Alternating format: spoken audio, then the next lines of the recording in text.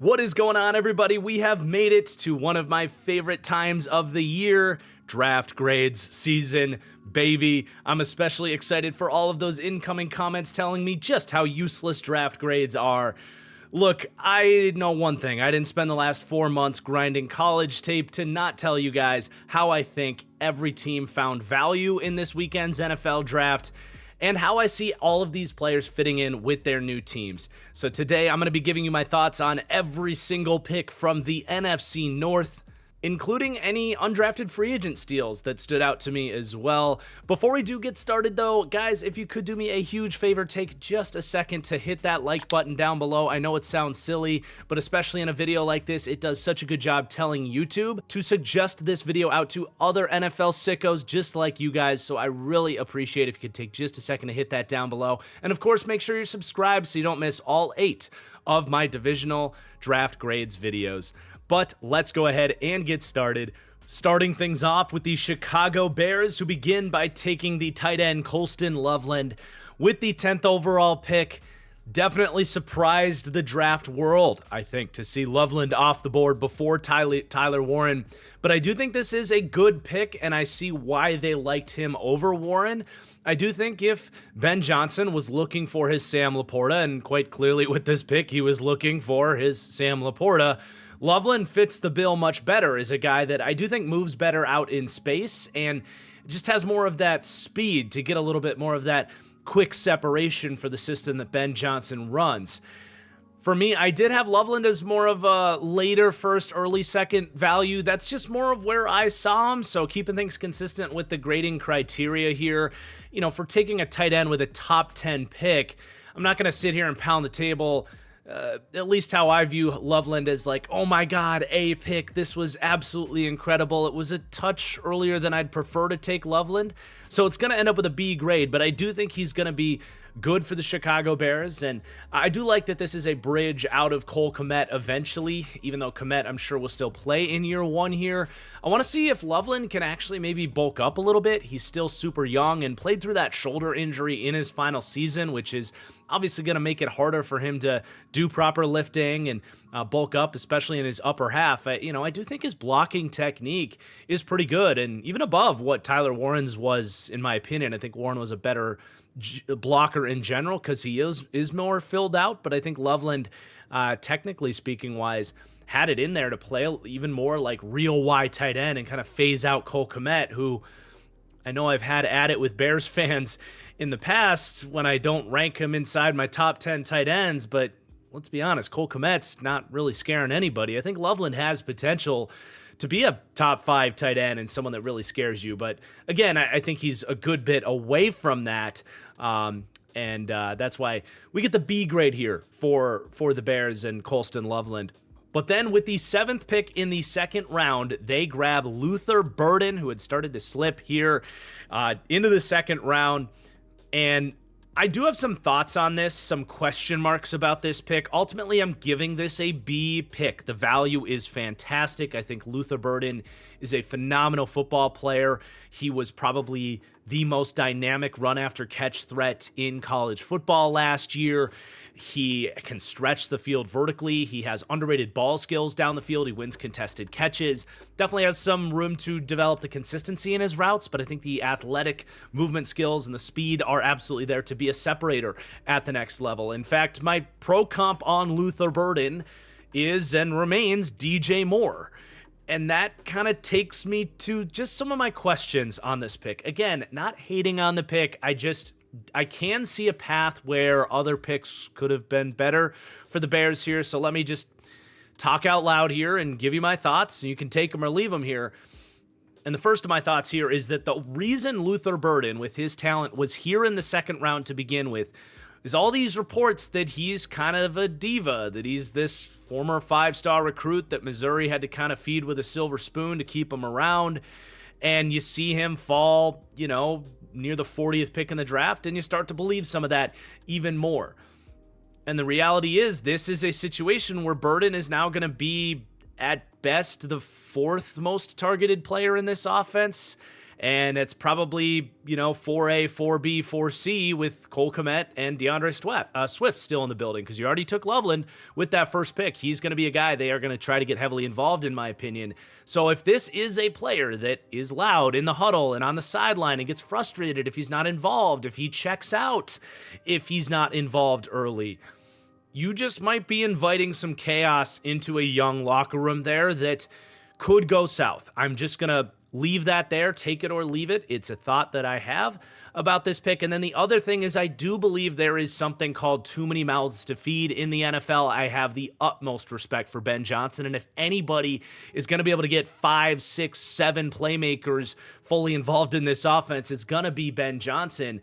But I've talked about this in other teams' buildings as well, like when people mock wide receiver to the Eagles in the first round. And I'm like, well, it does reach a point where you're crossing the line where you're actually overcomplicating things for a quarterback, depending on who the quarterback is, trying to get all of these talented players involved. And if you have super talented players, you might just be reaching a point where you're just taking targets away from guys that are equally, or in this case, maybe even more efficient, if that all makes sense. So this is a building here with Caleb Williams, who, just going back to last year, I actually talked about this on my podcast, like down the stretch, I felt like Caleb was laboring, kind of overthinking things, trying to keep all these mouths fed with Keenan Allen and DJ Moore and Rome Odunze and Cole Kmet, DeAndre Swift.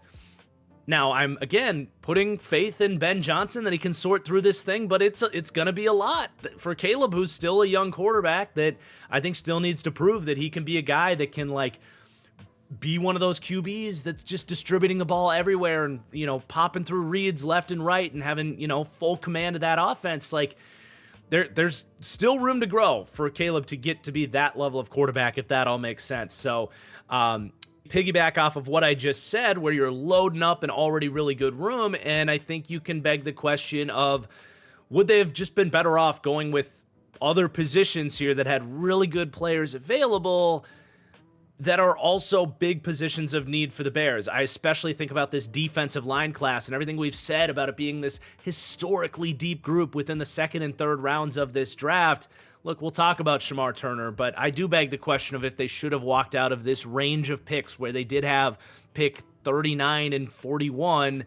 Should they have walked out of this with more D-line talent? Our team's looking at that Bears D-line and are really scared of that defense right now. I still think the answer is no to that, personally. Or going with one of these supremely talented backs in this draft.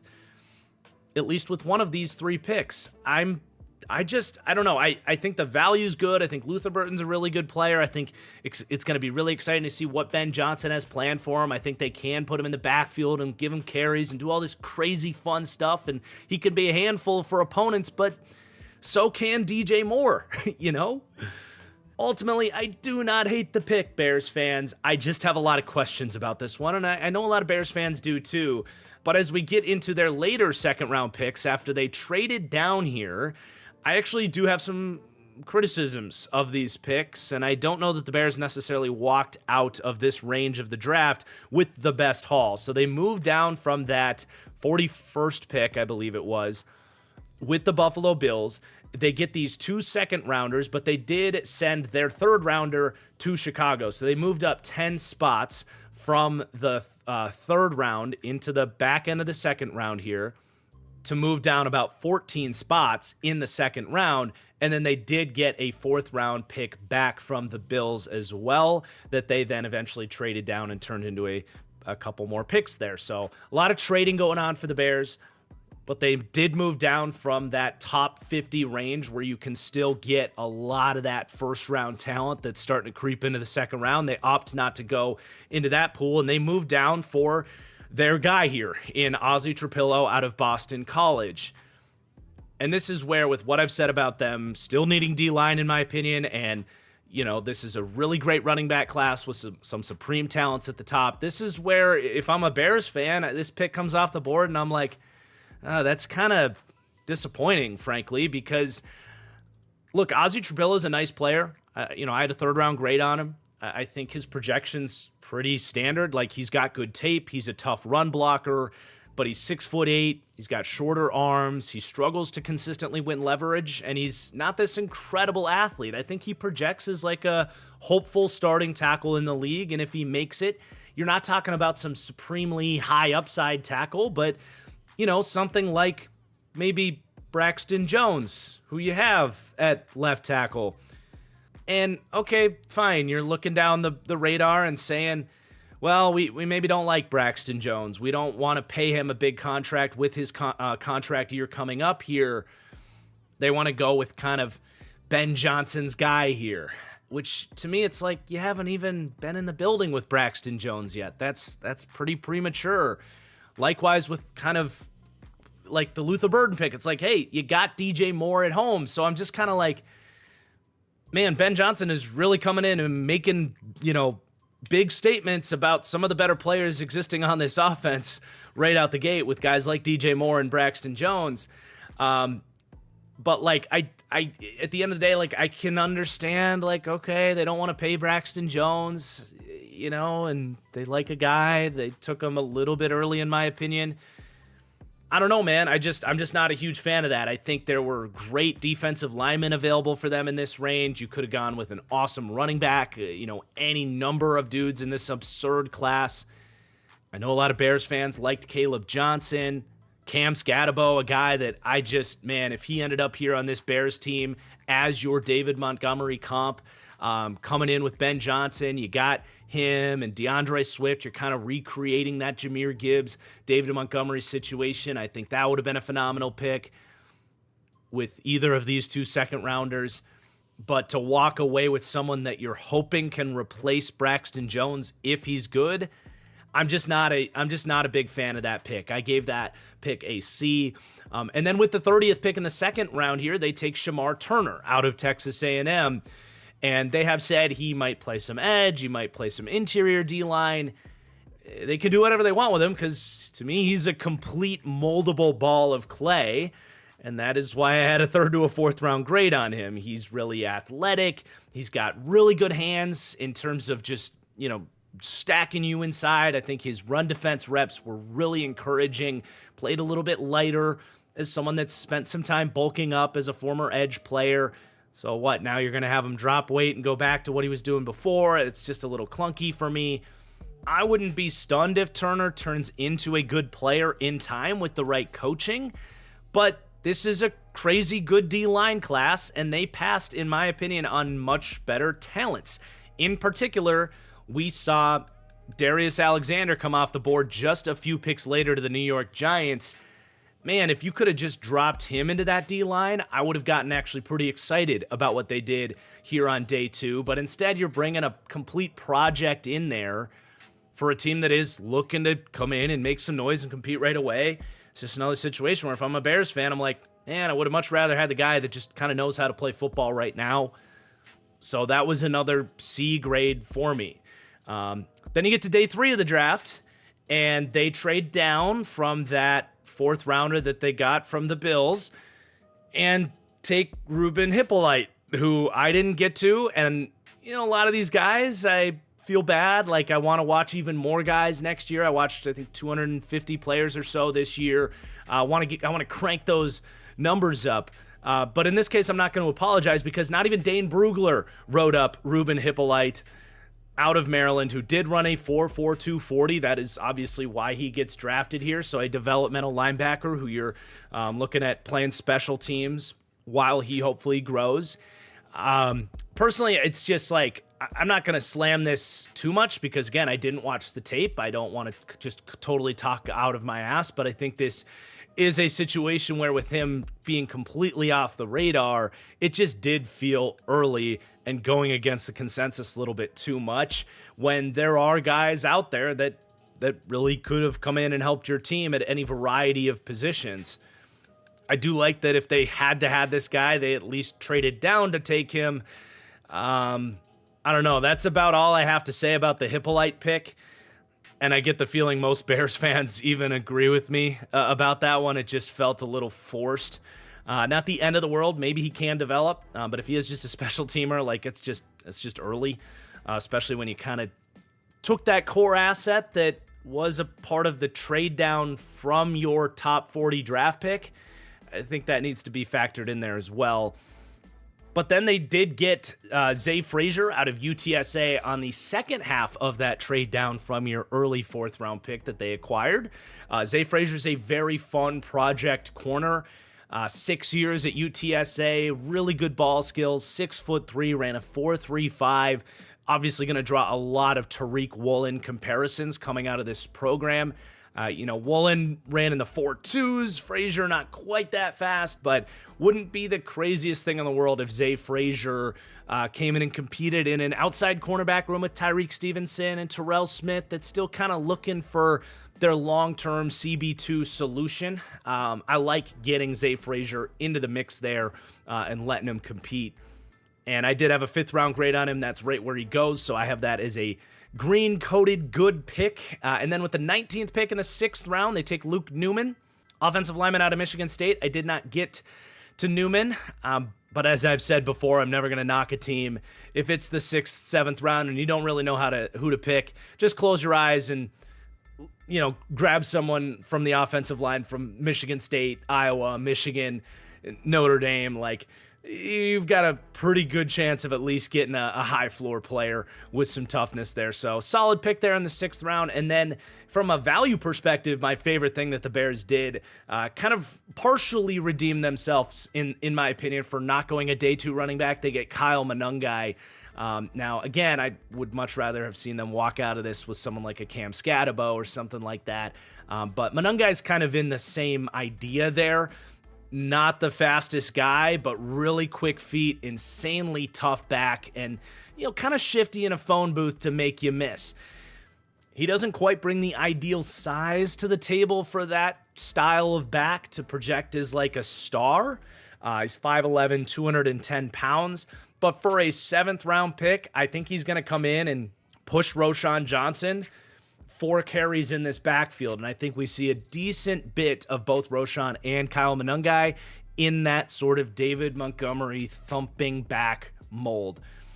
In time, I think they'll look for someone with a little bit more upside to be closer to what David Montgomery was, but at least in that archetype of player and as a value, someone I had as an early day 3 draft candidate, I like the Kyle Monungai pick. And then in terms of UDFAs, no one stood out for me on that Bears list of free agent signings. So ultimately, I gave the Bears a B- grade. I don't think it was a bad draft necessarily, but I do think they dropped the ball in terms of really knocking it out of the park. Nothing really negative against the Loveland pick, but especially day 2, when you had picks 39, 41, and then the 10th pick in the 3rd round, and the guys you walk away with there, Luther Burden, Ozzie Trapillo, and Shamar Turner, I just don't know how much day 2 really advanced the Bears, and that was a huge opportunity to do so. Day 3, I think, was pretty good. They did have a high 4th round pick there that could have turned into something exciting, and they chose not to go that route. They moved down for kind of their guy out of nowhere there in Hippolyte. But yeah, B- grade for the Bears. I really want to hear from Bears fans what you guys think of the analysis and that grade there. Let me know in the comments down below. But let's go to the Detroit Lions, who did one of the craziest day 2 trade-ups I've ever seen in my life. Excited to talk about that Isaac Tesla transaction there. But let's start at the top for them. At the end of the 1st round, they grabbed Tyleik Williams, the nose tackle out of Ohio State. Kind of the least surprising Lions pick of all time. Just a massive, tough, run-stuffing nose tackle. I don't think Tyleik really projects giving you too much as a pass rusher. That's ultimately why he was more of a 2nd rounder, for me. But, 28th pick in the 1st round, you're damn close to the 2nd round. So that was a B pick for me. I like how he's going to come in and, out the gate, we don't know how healthy Aleem McNeil's going to be. And then DJ Reader he's on the back 9, and he's not on the 9th, 10th, 11th, 12th, 13th, 14th, or 15th hole, if you know what I'm saying. So good pick. He's just going to help them get to third downs very well and contribute to what's been an elite run defense over the years. Really just helping you keep that going and maybe even make it better if that's even possible. But that pick made a lot of sense, even if it wasn't some slam dunk A pick, in my opinion. And then they trade up a couple spots to take Tate Ratledge. This is one of the few picks where I really wish that in my grading criteria, I had room to do B minuses and C pluses. It's tough. I'm trying to keep everything under a strict set of rules so that I can be as objective as possible based on what I had on these guys coming into the draft. But I did end up with a B here. I do think this is a good pick, even if it's like a touch early on Tate Ratledge. And I don't love trading a 4th round pick to move up 3 spots for a guy that's, maybe you're already taking him a little bit early. If I'm trading up, it's like, I want to see it be someone that is really falling and you're going up to get him. This is a situation where it's like, you may or may not have been able to get him 3 picks later. But at the end of the day, the Lions' biggest remaining need was guard, and they go get their guy. And in a guy that is, he absolutely checks that box that you look to see from a kind of rugged offensive lineman, and that he blocks like a dickhead. And I mean that in the biggest of compliments. Like, seriously, he checks that box. He blocks like he likes to block. And those are the types that the Lions absolutely look for. He's got size. He absolutely fits all of the different run schemes they want to run. The knocks on Ratledge, though, like he's a very high cut guard, and he struggles to get some of that leverage. He's damn near 6'7". Now, we've seen some guards play at that height in recent years and have had success. But I do think it impacted his game at Georgia. And I don't know that he's like this certified rock star day one starting guard. That's why I had a 3rd round grade on him. I think he'll come in and compete and has a chance to be a really good player here in Detroit. So it's a B grade, even with the trade up there. But then they get aggressive again, and they come up to the top of the 3rd round with the 70th pick in the draft and take Isaac Tesla out of Arkansas. And they didn't just come up, you guys. They gave 3 third-round picks to take a guy that I think everybody figured was going to go on day 3. So this is where I am going to be critical of the Lions. And look, I know that 2022 draft happened. I was critical of it, and I got burned for it. It was the worst draft grade that I've given a team in probably 3 years. I understand. I've done this with this team before, and they made me look wrong. That doesn't mean I just give them complete grace to just do whatever they want forever and not look at teams not look at moves in a vacuum. This is nuts. This is the definition of a player from a draft process standpoint. You should just kind of wait and see if he comes to you, and if not, readjust. But there's a pretty damn good chance he was going to fall to you. Tesla had a very quiet career at Arkansas until the last few games of his 5-year career. Spent a couple years at Arkansas as a big slot wide receiver there. They started to feed him some targets, and he showed some good stuff. He goes to the combine and does, he crushes it, RAS God, all of that stuff. And I liked Isaac Tesla. I think I even ended up with him higher than consensus with a 5th to a 6th round grade. But this is a massive projection given what they gave up to get him. So let's break him down. I've got a lot to say about this. So again, he played big slot at Arkansas. Think like Jawan Jennings type of stuff, what the Packers used to do with Alan Lazard, just like that big slot guy that's not the most dynamic route runner, but you want him to be a good run blocker and, can stretch the seam and kind of be a half tight end, half slot wide receiver, all this stuff. That's how Arkansas used him. That's how he had production. And he showed off his speed. He showed that he will elevate for the football. He can jump. He can go get the ball. It's not that his tape was bad at doing that, but if that's what he's going to be in the NFL, how does that realistically fit with this Lions offense? Because you already have Amon-Ra St. Brown. You're not taking him out of the slot. He's by far the best slot wide receiver in the NFL. And you have Sam Laporta, who he does his best stuff when he gets to be more of a space tight end. He can play in line, but that's not what he's known for. It's not what he's great at. So Tesla becomes very redundant if that's the role you're projecting him to play, being what he did at Arkansas. But looking at where the Lions are at, I almost wonder if they think he can step outside and be an X wide receiver for them at 6'4" with 4.4 speed. Man, okay, that is a massive projection, and there are just so many other options in this class that you could have gone with to be that player. And that's in a scenario where you just stayed put in the third round and he didn't make it to you to begin with. But like he has no tape against press coverage, but I see the way he moves. He is a stiffer player. He did good in the agility scores, but you load up the tape and it doesn't really show this fluid, hyper agile, fluid player. He's good in a straight line, but the release projection is a total, again, projection there. And as a route runner, he hasn't done really any of the X wide receiver stuff. So massive projection for the trade up there on a guy that just didn't have a very productive career at Arkansas. Look, if you loved the testing and you wanted to wait till he fell to you in the third round, I wouldn't have been so critical of this pick. I would have just called it a reach and that would have been it.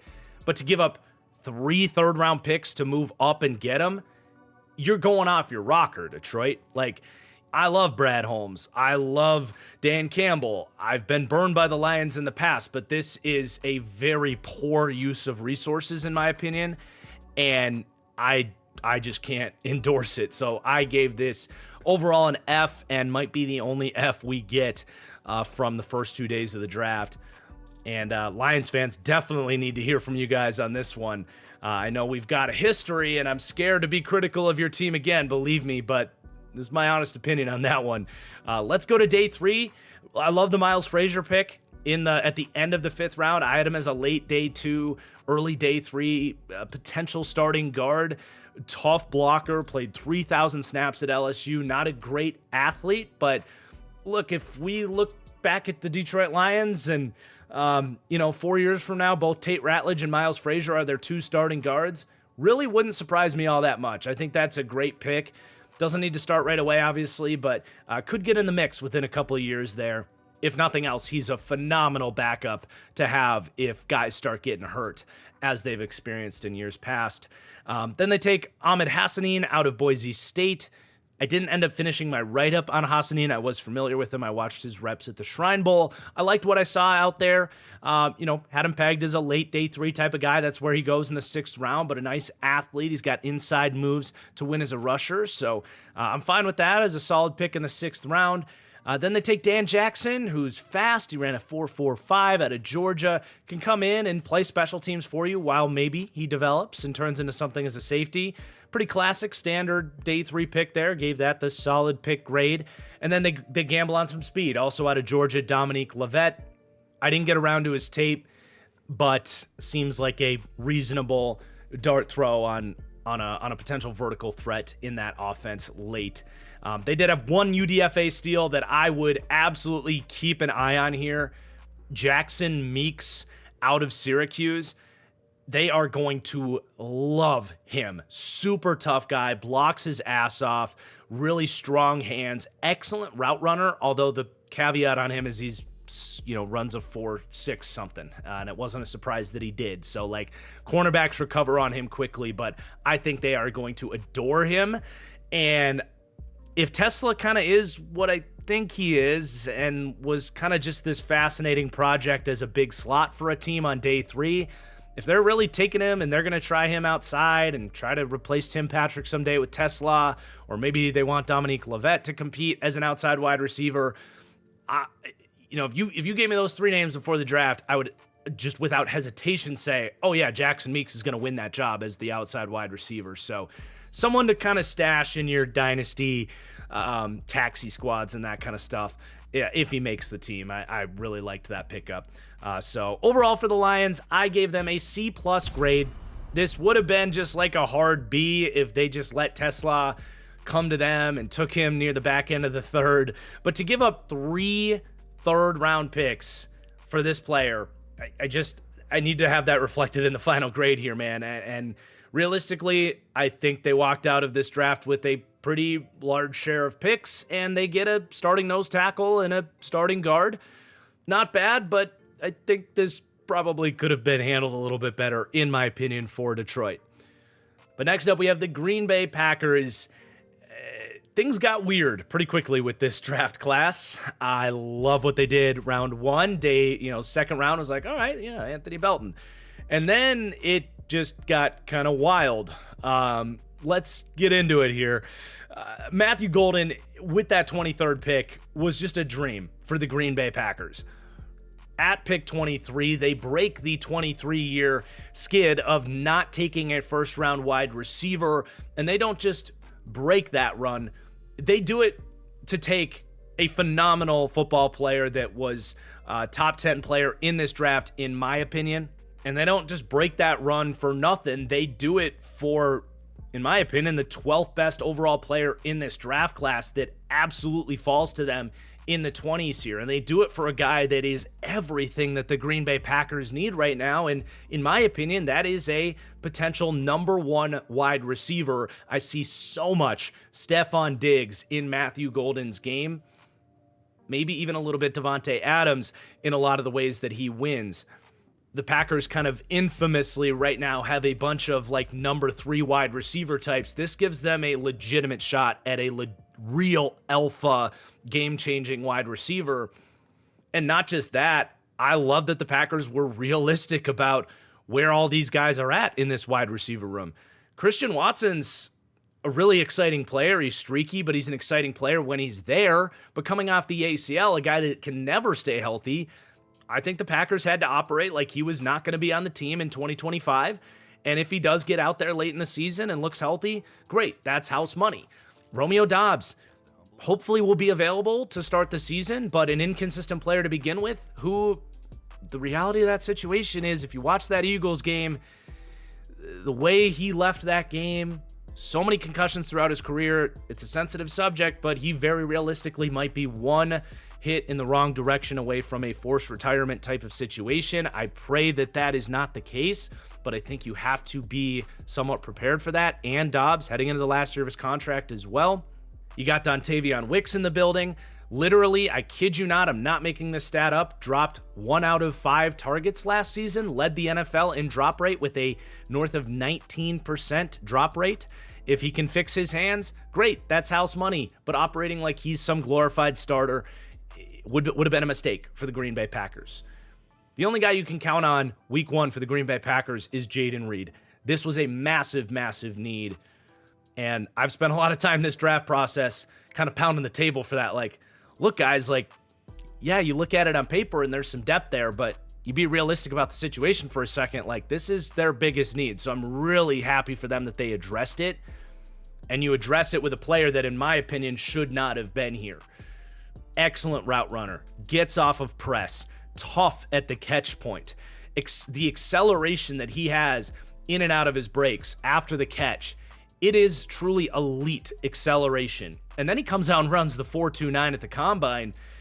My evaluation on Matthew Golden had nothing to do with top speed. But what I did witness happening was that after he ran a 4.29 40, I saw him getting lowered by consensus because this negative narrative started on him that, yeah, well, he doesn't play up to the 4.29 40. Well, we were all cool with him before he ran it. So if it's in there somewhere, great. If it's not, I'm great with the separation he showed on tape, the incredible route running, and the elite acceleration that contributed to him running that great 40.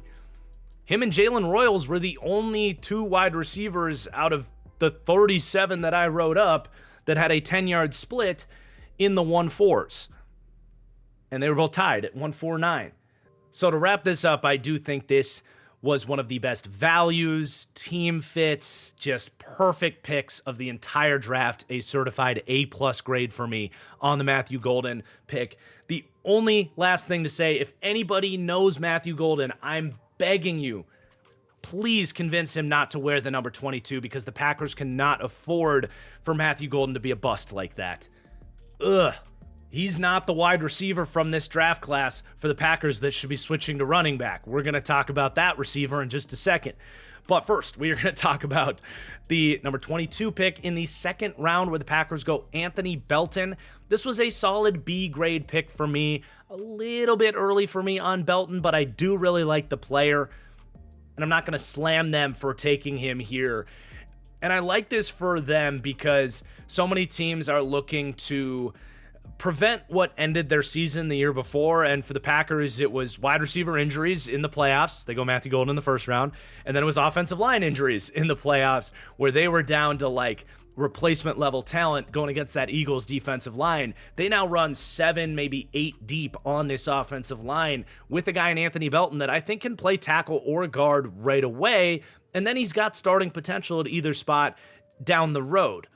Massive tackle. I think the best play strength out of any offensive lineman in this draft, just in terms of the ability to move other 320-pound human beings. Anthony Belton can absolutely do that. He can anchor. I think he needs to do a little bit better job resetting with his feet so that he's great as an anchor. But the play strength absolutely shows. Good with his hands. He's coordinated as an athlete, in my opinion, even if he's not a fantastic athlete, but he is a good athlete at his size. I think this was a really good pick for the Green Bay Packers, and he's going to give them a lot of flexibility as they're still kind of sorting out what this group's going to look like long term. They're going to have Aaron Banks, their big free agent signing at left guard. They're going to have a competition at right guard, potentially even between 3 players here with Belton getting into the mix there with Morgan, their first rounder last year, and Sean Ryan. You've got Rasheed Walker in a contract year at left tackle. So it just allows time for everything to kind of play itself out, and you've got plenty of chess pieces to ensure that that offensive line is gonna be a strength for the Packers one way or another. And it's hard to complain about that. And then in the third round, they take Xavion Williams, wide receiver / kick returner / running back out of TCU. They get their Cordarrelle Patterson here. So I wasn't a big Xavion Williams guy, and I probably would have gone in a different direction for Green Bay here. But this was closer to the range that I was accepting of Xavion Williams. And for what it's worth, I do think Matt LaFleur can find some creative ways to get him the football. But you do also have Jayden Reed, who's really good at that too. So I don't know how necessary that's going to be. If I had to bet on it, I think Xavion Williams is going to settle in as a kick returner unless they are open to the idea of more of a running back conversion for Xavion Williams. Again, I would like him to be the one announcing he's wearing number 22 because I think his projection as a Cordarrelle Patterson type of guy makes a lot more sense. And the reason I was lower on him, because he is this freak athlete. He's, 6'3", 220, runs well, he moves well.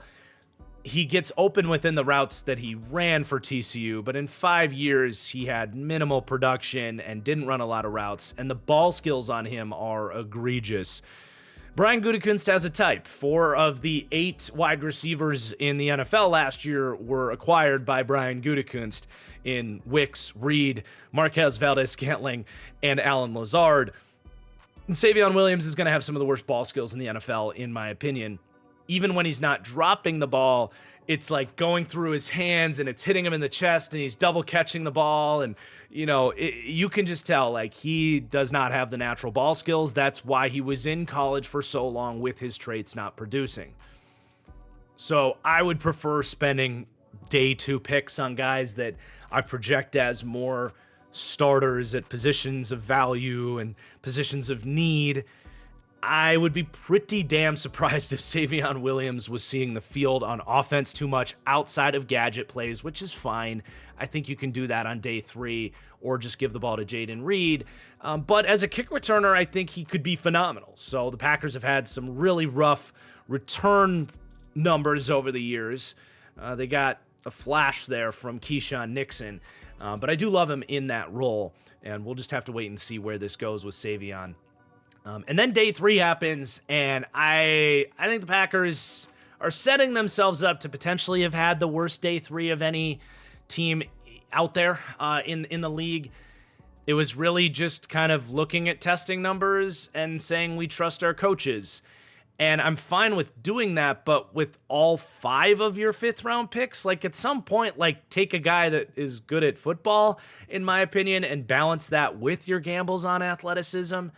Like, honestly, I think the best player that they walked out of in this class after day 2 was their undrafted pickup in Nazir Stackhouse. So they go Baron Sorrell with the 22nd pick in the 4th round. I know Packers fans are excited about him.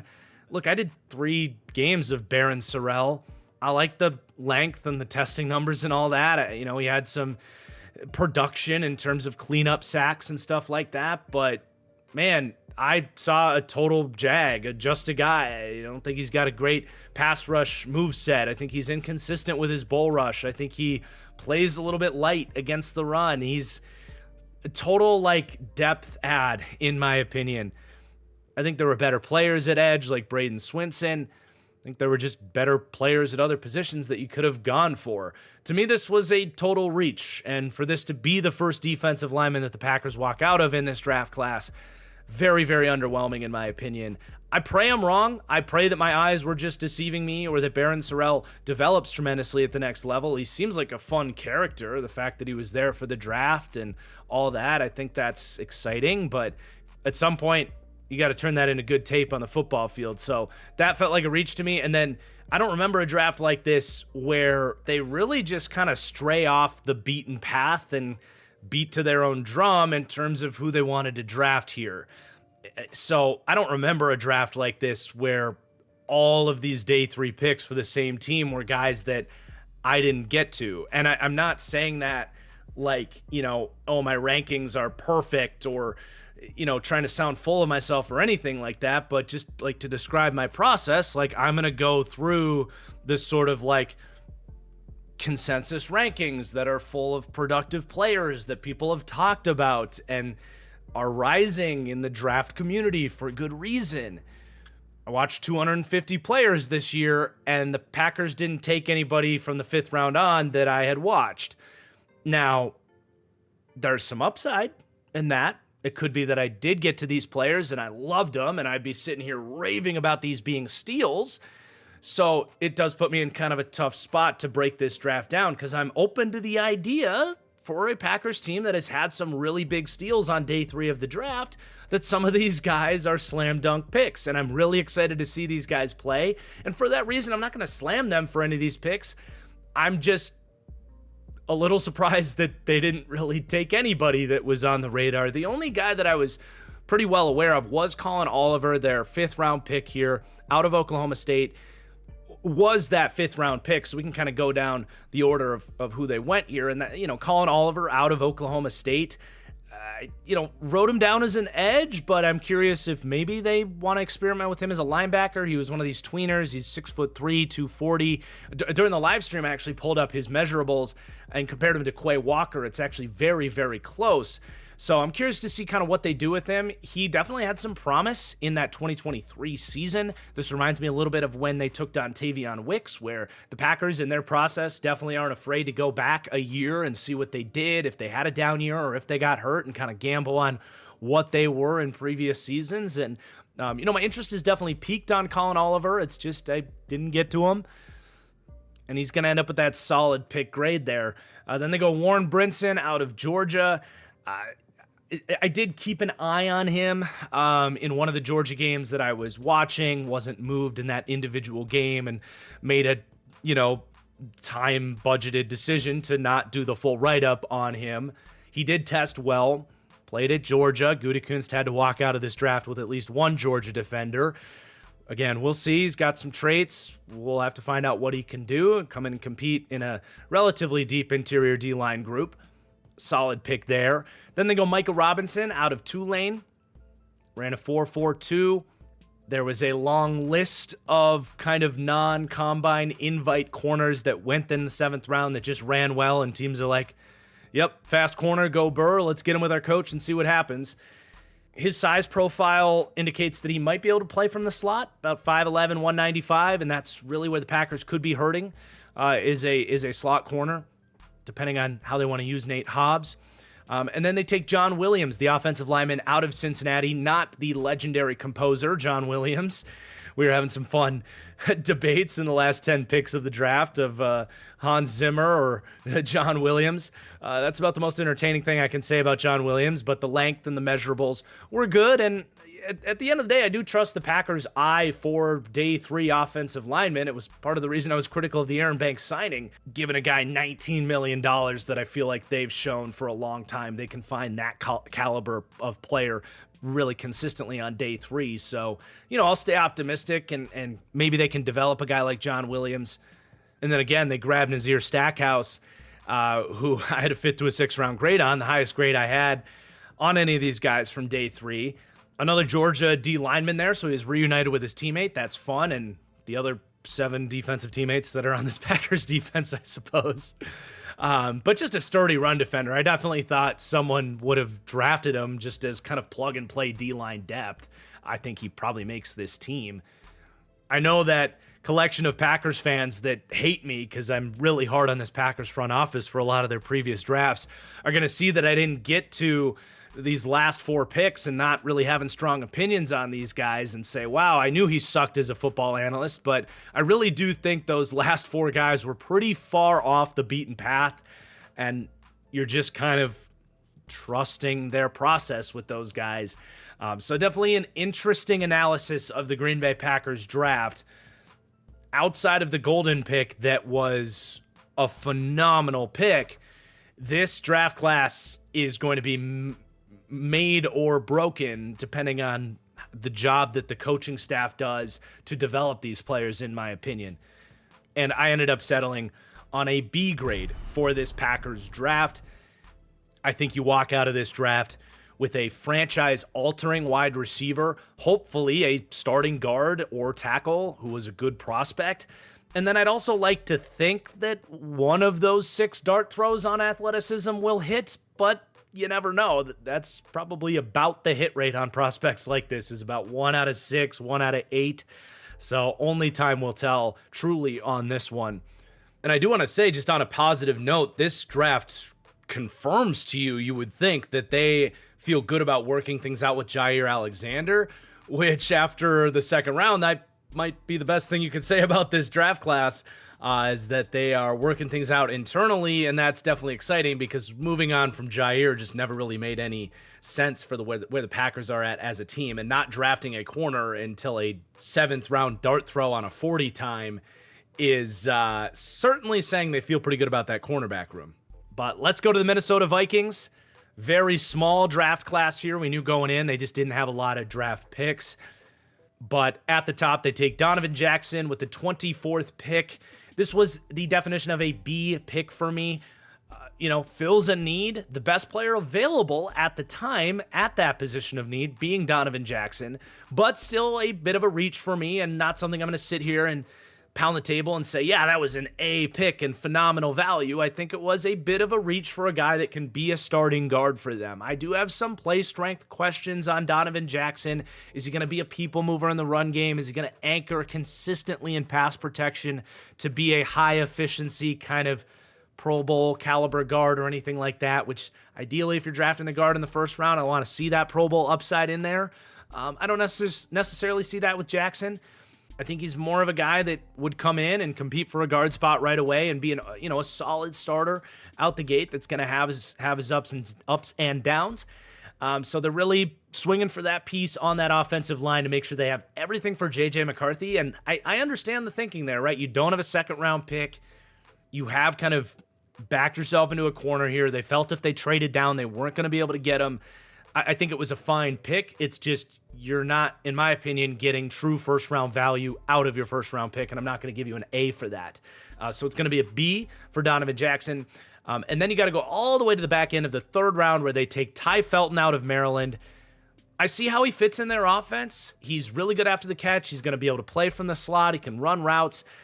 They don't need some superstar slot wide receiver or anything like that. I think he plays that role. He can compete with Jalen Nailor out the gate. And eventually, I don't think they're going to want to pay Jalen Nailor whenever that contract is up, which is either after this year or next year. Kind of a similar skill set there, just think Jalen Naylor on Ty Felton. Nice player. I had a 4th to a 5th round grade on him, and they take him kind of ass end of the 3rd round. So just like a tick early would have normally been a B grade for me, with just that being the knock. But I will say, if this was the skill set that they were looking for, they did pass on Jalen Royals, who goes to the Chiefs not long after. And I did have that pegged as a pick that I think we might look back on in time and say, yeah, Ty Felton's a decent, kind of wide receiver 4 or 4th target within that offense, and he plays his role. But I think Jalen Royals does everything Ty Felton does better and had a true 3rd round grade for me. That would have been a pick that I would have been oohing and awing a little bit more. So those two things together made that more of a C pick for me. It's fine. It's not the end of the world, but I think they could have definitely done more with it. Then you go to day 3, and they move down about 20 spots and add Sam Howell from the Seahawks. And I think this is overall just a solid move. I think they really felt they needed one more piece in that D-line with one of those kind of hybrid end types. They figured they would probably be taking that guy a little bit early at the time, which Tyron Ingram-Dawkins, 6th, 7th round type of guy in that hybrid mold as a role player, as a rotational D lineman that fits Flores' system. Taking him 20 picks earlier would have certainly been a bit of a reach. But if you really had this guy circled to trade down and then get a cheap backup quarterback that even has a little bit of potential in there. I'm not a big Sam Howell guy. I think his pocket presence is complete ass, and that's always going to hold him back. But you get to put him in the Kevin O'Connell coaching engine, and who knows. But I think it was a good move to kind of fill 2 needs on this roster as far as depth is concerned with the 1 pick there. So solid move / pick. Nothing crazy, but it added up for me.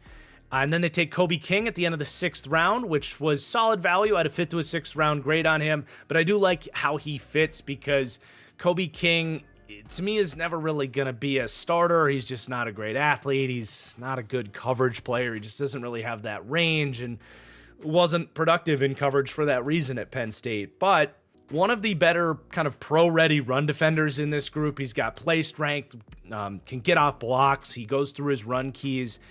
Both of these linebackers in Minnesota, both Blake Cashman and Avon Pace, have been getting banged up, man. So just to have a solid backup on a rookie deal is a really good use of a 6th round pick. And then with the next pick, they take Gavin Bartholomew, who, the value lined up, but I'm not going to really sit here and try to sell you on Gavin Bartholomew. I didn't think he really had any standout traits.